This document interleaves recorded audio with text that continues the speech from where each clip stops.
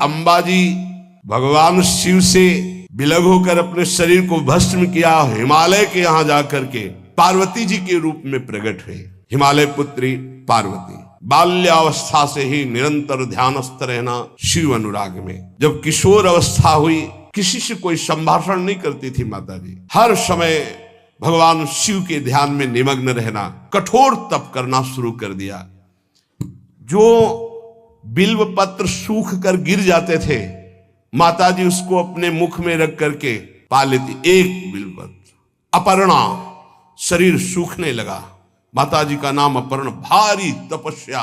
भगवान शंकर को एकदम बोध हुआ कि सती का जन्म पार्वती के रूप में हिमालय के यहां हो चुका है और वो हमारे लिए कठिन तपस्या कर रही है। तो सप्त ऋषियों को बुलाया और उनसे कहा कि जाओ इनके प्रेम की परीक्षा लो। जानते हैं, सब कुछ जानते हुए भी ये होता है। जैसे लोग कहते हैं भगवान जानते हैं अपने भक्त को, तो परीक्षा क्यों लेते हैं? तो पढ़ाया तो टीचर ने ही है, तो सालाना परीक्षा तो होगी ही कि तुम क्या पढ़े हो। ऐसे ही तुम्हारे प्रेम की परीक्षा होगी। तुम हरि को चाहते हो या हरि की रची हुई माया को? हरि की हुई रची हुई माया में आकर्षित हो गए तो 0 आ जाएगा।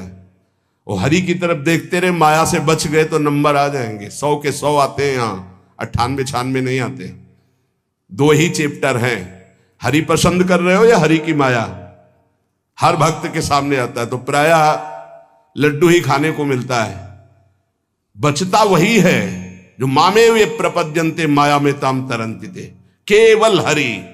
पार्वती पहि जाई तुम प्रेम परीक्षा लेहु, गिरिहि पेरि पठयहु भवन दूरी करेहु संदेहु। हे सप्तऋषियों, जाओ, हमारी आज्ञा है, पार्वती की प्रेम की परीक्षा लो। यदि पास हो जाएं तो उनको तपस्या से निवृत्त करो। बोलो महादेव जी प्राप्त हो जाएंगे। जाओ भवन को चली जाओ, तपस्या की आवश्यकता नहीं। ऋषियों ने जाकर के पार्वती जी को देखा, मानो मूर्तिमान तपस्या विराजमान हो, अस्थिमात्र हुए रहे शरीर, सूखे पत्ते बिल्व के। मुनि बोले, हिमांचल नंदिनी, इतना कठोर क्या प्राप्त करना चाहती हो? किसकी आराधना कर रहे हो? तुम्हारा लक्ष्य क्या है? यदि हम सुनने के अधिकारी हों तो आप कृपा करके बता सकती हैं। पार्वती जी ने कहा, मन बड़ा सकुचाता है आपसे बताने में। आप लोग कहीं मेरी हंसी ना उड़ा दें जो मेरा लक्ष्य है। मैंने भी बहुत सिखाने की कोशिश की, लेकिन मेरा मन नहीं मान रहा, हठ पकड़ लिया है। क्योंकि मेरे गुरुदेव ने मुझे जो आकर के बचपन में बता दिया, मैं वही हृदय से स्वीकार कर ली। मनु हठ परा सुनई न सिखावा, चहत बारी पर भीति उठावा। नारद कहा सत्य सोई जाना, बिनु पंखन हम चाहि उड़ाना। मुनियों, वैसे आप भी हंस दोगे। ऐसा लगता है जैसे हम भारी प्रबल धारा में बालू का बांध बनाना चाहती हैं। कहां भगवान शिव और कहां मैं? मेरे गुरुदेव नारद ने बचपन में आकर के कहा, तुम्हारे पति देवाधिदेव महादेव होंगे। बस मैं तब से अपने पति की प्राप्ति की आराधना कर रही हूं। पता नहीं आप मेरी बात सुनकर हंसेंगे कि मानो बिना पंख के मैं आकाश को छूना चाहती हूं। ऋषि हंस पड़े और कहा, बात तो सही है, पर्वत से उत्पन्न हुई हो तो इसलिए तुम्हारी बुद्धि भी हमें लगता है जड़ ही है। नारद के उपदेश से आज तक किसी का घर बसा है? नारद के उपदेश से किसी का घर बसा है? अरे जिस जिसका उपदेश किया उसको बैरागी बना दिया, गृहस्थी तो बनाया नहीं। नारद उपदेश सुनकर किसी का घर बसा हो ऐसा आज तक प्रमाण नहीं है। देखो, दक्ष के पुत्रों को उपदेश किया, 10,000 एक को 1,000 एक, लौट कर नहीं आए, सब बैरागी बन गए। चित्रकेतु को उपदेश किया, घर चौपट हो गया। प्रहलाद जी को उपदेश किया, पूरा हिरण्यकश्यप का नाश हो गया। नारद सीख जे सुनहि नर नारी, अवसि होई तजी भवनु भिखारी। तुम्हारे गुरु नारद जी की जो सीख सुना बर्बाद हो गया, बाबा जी बन गया, भजनानंदी बन गया। वैसे हम बताएं नारद जी हैं बड़े कपटी, ऊपर से साधु का चिन्ह है, अंदर से कपट। क्या कपट? उसके संसार का नाश कर देते हैं, भगवान से जोड़ देते हैं।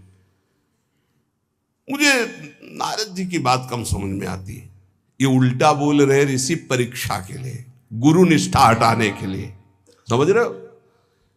पार्वती जी ने कहा बचपन में मेरे गुरुदेव ने बता दिया, वही मैं। नारद जी की बात आज तक घर किसका? जो नर नारी नारद की बात सुने भवन त्याग करके भिखारी बन गया, प्रमाण है। उनके वचनों पर तुम विश्वास मान रही हो। महादेव जी को पति निर्गुण नीलाज कुबेश कपाली, अकुल अगेह दिगंबर ब्याली। नारद जी ने तुम्हें भगवान शिव को पति बिल्कुल निर्गुण समझो। निर्गुण को बताओ, दूसरा भी अर्थ होता है और एक अर्थ होता है कि कोई गुण नहीं। नीलाज, नंगे धड़ंगे घूमते कभी कभी। दिगंबर, कोई लज्जा नहीं। कुबेश, भाई सुंदर मुकुट लगाए हो, पोशाक पहने हो, नहीं, चिता की भस्म लगाए, मुंडों की माला पहने, बहुत बाघंबर डाल लिया, ये कुबेश है। कपाली, मनुष्य के मुंडों की माला।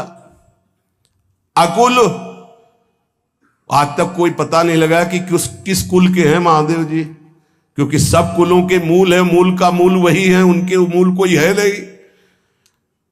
आगे एक दीवाल नहीं है, 60,000 योजन का एक बरगद का पेड़ है, उसी के नीचे रहते। 60,000 योजन, 1 योजन 4 कोस, 1 कोस 3 किलोमीटर। कितना बड़ा वटवृक्ष? कैलाश में एक वटवृक्ष जिसके नीचे रहते 60,000 योजन का। 6 ऋतुएं शोभा देती उसी वटवृक्ष के। और कोई घर तो है नहीं महादेव जी के। और आभूषण भूल मत करना, बड़े बड़े विषैले सांपों का आभूषण कोई सोना चांदी नहीं पहनते महादेव जी। हमें लगता है ऐसा दूल्हा के लिए ऐसा तप। नारद जी ने ठग लिया तुम्हें, पागल बना दिया तुम्हें। देवाधिदेव महादेव के सुनो, इन्हीं ने शिक्षा दी थी सती को। ऐसे बौरे पति मिले, आग में जाके शरीर भस्म करना पड़ा। इसलिए हम तुम्हें बता रहे हैं कि बहुत सुंदर दूल्हा हम देख के आए हैं। हम जान गए थे कि तुम तपस्या कर रही हो। हरि का नाम सुना है? बैकुंठ में रहते हैं, बहुत सुंदर हरि है। यदि उनका आप वर्ण कर ले तो सुखी हो जाएंगे। बैकुंठ राजधानी, अब आभूषण उनके क्या कहना, पार्षद सही। ऐसे शिव जो चिता की राख लगाते हैं, सांपों की माला पहनते, मुंडों की माला, सांप का जनेऊ, बाघंबर, हमें तो पसंद नहीं आए। और हमारी बात मान लो, ऐसे के पास स्त्रियां टिक नहीं सकती जिनके घर नहीं, आभूषण नहीं, धन नहीं, कोई भोग सामग्री नहीं, उदासीन, उनको किसी से मतलब नहीं। तो सुनो, हमारा विचार स्वीकार कर लो। अति सुंदर सुचि सुखद सुशीला, गावहि वेद जासु जस लीला, असबर तुम्हि मिलावब आनी। बहुत सुंदर त्रिभुवनपति, बड़े सुशील गुणवान, जिनका यश वेद गाते गाते अघाते नहीं है, कोई दोष नहीं, सद्गुणों के समुद्र, लक्ष्मीपति, वैकुंठाधिपति। तुम्हें कुछ नहीं करना, हाँ बोलो, वो आएंगे, गरुड़ पे बैठाल के ले जाएंगे। तपस्या करने की जरूरत नहीं, पार्वती जी बहुत हंसी। सुनति बिहसी कहा वचन भगवान। अच्छा अच्छा अच्छा, आपने ठीक कहा कि पर्वत से हमारा प्रादुर्भाव हुआ है, इसलिए आपको यह भी पता होगा कि पर्वत बहुत हठीला होता है, जहां डटा है वहीं डटा रह सकता है। सुनो, पर्वत से सोना भी उत्पन्न होता है, जो आग में जलाने पर भी अपना तेज बढ़ाता है, घटाता नहीं। तुम मेरे गुरुदेव के प्रति ऐसा बोले कि वो जिसको उपदेश करते हुए उसका घर उजड़ जाता है। तो बसो भवन उजरो नहीं डरो, पर नारद बचन न मैं परिहरऊं। अपने गुरुदेव के एक भी शब्द को मैं नहीं काट सकती, चाहे मेरा जीवन रहे या ना रहे। बसन हमारा और हमारा भवन, हमारा श्रृंगार, हमारा सर्वस्व, ये मिले या ना मिले, पर हमारे महादेव जी मुझे मिले। तुम आभूषणों की, वसन भूषण की बात कर रहे हो, ग्रह की बात कर रहे हो, पद की बात कर रहे हो। गुरु के बचन प्रतीति न जेहि, सपने हूं सुगम ना सुख सिद्धि तेहि। एक बात तुम्हें बता दूं सप्तऋषियों, जिसे अपने गुरुदेव के वचनों पर विश्वास नहीं, गुरुदेव का भरोसा नहीं, उसे कभी कोई सुख और सिद्धि कदा प्राप्त ही नहीं हो सकती। महादेव वो गुण भवन विष्णु सकल गुण धाम, जय कर मनोरम जाहि संते ते ही सन काम। आपने बताया कि महादेव में कोई गुण नहीं है और विष्णु समस्त सद्गुणों के धाम है, मैं मानती हूं, लेकिन मेरा मन महादेव जी से रम गया है। अब तो केवल महादेव जी। पहले मिलते हो सलाह करते तो तुम्हारी बात सुनती, अब तो गुरुदेव नारद जी ने जो उपदेश किया वही मैं करूंगी। अब मैं जन्म संभुहित हारा, को गुण दूषण करे विचारा। ये इष्ट निष्ठा होनी चाहिए। अब तो हमारा जन्म आराध्य देव के लिए, अब कौन गुण दोष का चिंतन करे। जन्म कोटि लग रगर हमारी, बरऊं शंभुनता रहूं कुमारी। करोड़ जन्म लूंगी, अगर इस जन्म में महादेव जी ने मिले तो करोड़ जन्म लूंगी, हर जन्म तप करूंगी, पर हमारे प्रीतम होंगे महादेव, पति होंगे महादेव। तजऊ न नारद कर उपदेशु, आपु कहीं सत बार महेशु। हजार बार आकर के, सैकड़ों बार आकर महादेव जी भी कहें कि अपने गुरुदेव के वचन छोड़ दो, तो मैं अपने गुरुदेव के वचनों का त्याग करने वाली नहीं। आप जा सकते हैं, बहुत जगत में कुंवारी कन्याएं और कुंवारे वर हैं, उनका ब्याह करा दीजिए। मेरी तो केवल एक ही बात रहेगी, हर जन्म महादेव जी के लिए। समस्त सप्तऋषियों ने साष्टांग दंडवत की और कहा, जगदम्बा आप नित्य शिव की अर्धांगिनी, भगवान शिव ने ही मुझे भेजा था आपकी परीक्षा के लिए। जाओ, भगवान शिव सब जान रहे हैं, ब्याह पक्का, अब आपको तप करने की जरूरत नहीं है। तुम माया भगवान शिव, सकल जगत पितुमात, नाई चरण सिर मुनि चले, पुनि पुनि हर्षत गात। प्रणाम करके सप्तऋषि गए, हिमांचल से कहा, सादर अपनी कन्या को लिवा लाओ और ब्याह की तैयारियां शुरू करो। महादेव जी ब्याह के लिए पहले से ही राजी हैं और समस्त देवता ब्रह्मा जी आदि उनके पास जा रहे हैं प्रार्थना करने के लिए। इधर जब पार्वती जी को लेकर हिमालय अपने घर पे आते हैं, तब भगवान विष्णु, समस्त देवता, ब्रह्मा जी कैलाश पहुंचे, जहां भगवान शिव विराजमान थे। सबने स्तवन किया और कहा, प्रभु बहुत दिन से एक लालसा है, सकल सुरन के हृदय शंकर परम उछाहु, निज नैनन देखा चाहे नाथ तुम्हार विवाह। भगवान विष्णु ब्रह्मा जी समस्त देवताओं ने कहा प्रभु हम सबके मन में एक उत्साह है, आप दूल्हा हो हम सब बराती हो, आपका विवाह देखना चाहते हैं। प्रभु ये उत्सव देख ले तो हमारा जीवन सार्थक हो गया, आप हां बोलो। कामदेव के मद को चूर करने वाले आपको दूल्हा रूप में देखना चाहते हैं हम सब। स्वामी का स्वभाव होता है सेवक को सुख देना। पार्वती जी ने अपार तप किया है आपके लिए, आप उनको अंगीकार कीजिए। भगवान विष्णु ब्रह्मा जी की प्रार्थना सुन करके भगवान शिव जी ने कहा तथास्तु, ठीक है ब्याह पक्का। देवताओं ने नगाड़े बजाए, फूलों की वर्षा होने लगी, देवाधिदेव महादेव की जय के नारे कैलाश में गूंजने लगे। सप्तऋषि भगवान शिव के पास आए, कहा प्रभु बड़ी अनन्य है पार्वती जी आपकी, अखंड प्रेम है, हमने बड़ा छल करके उपदेश किया लेकिन उन्होंने कहा कि मैं नारद जी का उपदेश नहीं त्याग सकती, करोड़ों जन्म लूंगी और हर जन्म महादेव जी के लिए। भगवान शिव जी की आंतरिक वृत्ति जो पार्वती जी की प्रीति की है उसे कोई नहीं जानता। बहुत विरह में रहे, ऐसा न समझे कि देवाधिदेव महादेव जी परम उदासीन है, नहीं, सती जी के वियोग में बड़ी विचित्र दशा महादेव जी की हुई थी।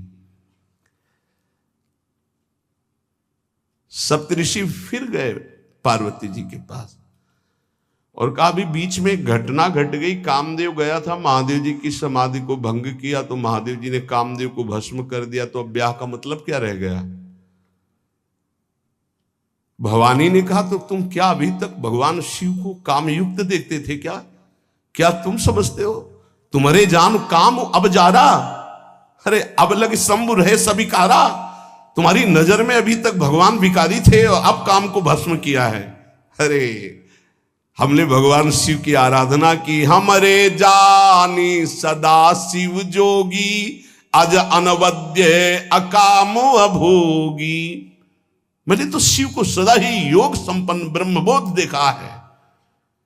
वचन और कर्म से मन से मैंने यदि भगवान शिव को अपना स्वामी माना है, योगी, अजन्मा, अनिंद्य, काम रहित, भोगहीन, तो निश्चित मुझे प्राप्त होंगे।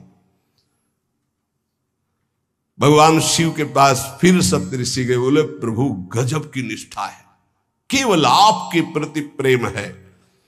ब्रह्मा जी ने लगन रची, सप्तऋषियों को बुलाया और कहा ब्याह दोनों तरफ, ये लड़की पक्ष की लगन, ये वर पक्ष की लगन। ब्याह तय हो गया, दिन नक्षत्र घड़ी, नगाड़े बजने लगे, देवताओं के लिए सुमन वृष्टि हुई।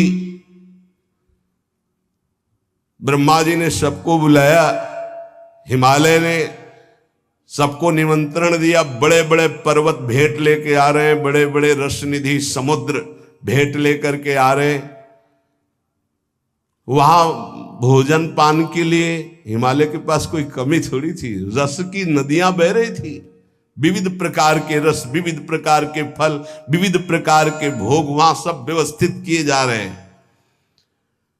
ब्रह्मा जी ने कहा देखो सबसे पहले नारायण की समाज रहेगी, दूल्हे की नहीं रहेगी, नहीं तो गाली ही पड़ेगी। हिमालय के यहां प्रवेश पाने के लिए बरातियों में सबसे पहले नारायण, फिर देवराज इंद्र का परिकर, वायु देवता, अग्नि देवता, सबसे पीछे दूल्हा की बारात। बात तय हो गई। ऐसे ऐसे सब लगे संवारन सकल सुर, वाहन विविध विमान, हो ही सगुन मंगल सुबद, करहि अप्सरा गान। सब अपने अपने वैभव संपन्न सब तैयार हो रहे हैं।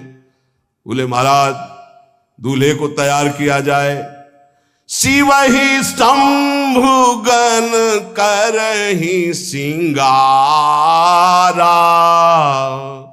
जटा मुकुट अहि मोर संवारा।